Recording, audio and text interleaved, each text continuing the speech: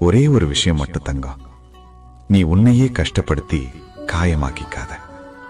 என்ன, உன் மனசு ஒரு பூ மாதிரி. அதனாலதான் உன்னை சுத்தி இவ்வளோ ஈக்கள். அந்த நல்ல பூக்கள் தானடா என் பூஜைக்கு வரும்.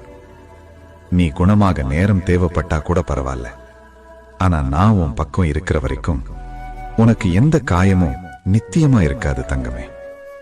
மறந்துடாத, உனக்கு வலிக்கிற ஒவ்வொரு தருண. ஆமா தங்கம், உண்மைதான். வெளியில தெரியாத காயம்தான் உள்ளுக்குள்ள அதிகம் வலிக்கும். ஏன்னா அந்த காயம் இப்பவும் மனசுல தான் இருக்கு.